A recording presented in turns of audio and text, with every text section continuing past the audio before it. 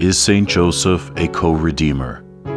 Monsignor Arthur Calkins responds to Bishop Rhoades' negative decision on the apparitions of Our Lady of America and St. Joseph.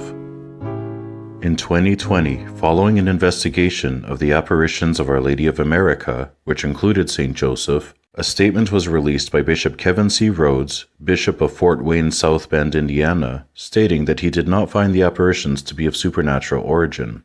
He also took issue with one of the revelations given in October of 1956 concerning St. Joseph as being a co-redeemer.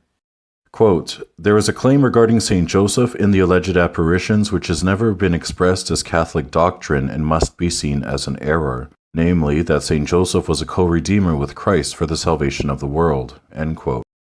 However, on December 21st, 2020, Monsignor Arthur Burton Calkins published a rebuttal with his defense of St. Joseph being a co-redeemer, along with his own findings regarding the authenticity of the apparitions overall. Presented here are a few brief excerpts from his letter concerning St. Joseph specifically. To read the Monsignor's rebuttal in its entirety, please visit the link below.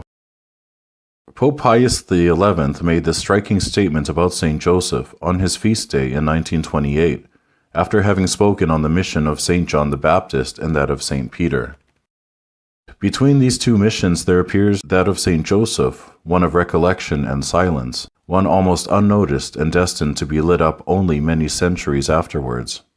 It was a pure and sublime mission, that of guarding the Son of God, the King of the world, that of protecting the virginity of Mary, that of entering into the participation in the mystery hidden from the eyes of ages, and so to cooperate in the incarnation and the redemption.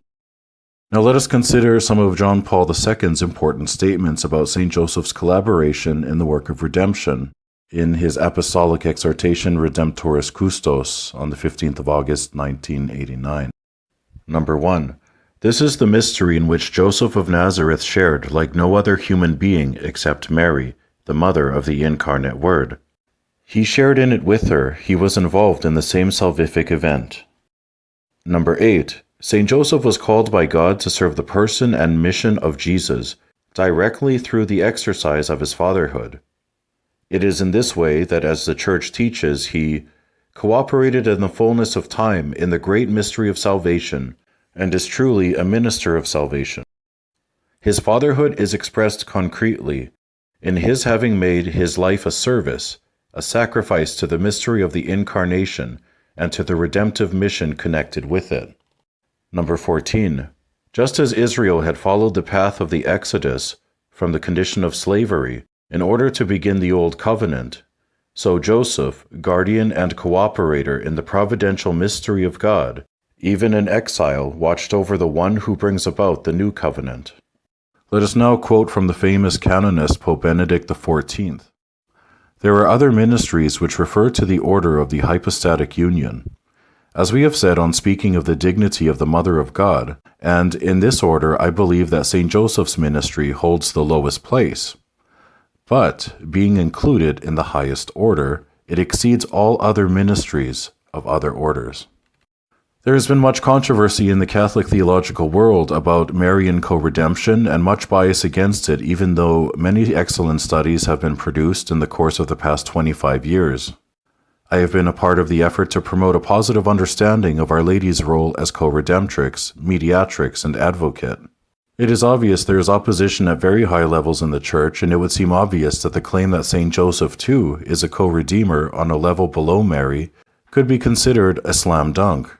I would simply point out here that Cardinal Lepessier began writing about St. Joseph as co-redeemer a good 50 years before Sister Neusel reported this statement, and that she had no higher education in theology. The bishop's statement that, quote, St. Joseph was a co-redeemer with Christ must be seen as an error, end quote, is erroneous itself and betrays a profound ignorance of Josephology in the papal magisterium and in theology as it has developed in the course of the last 150 years.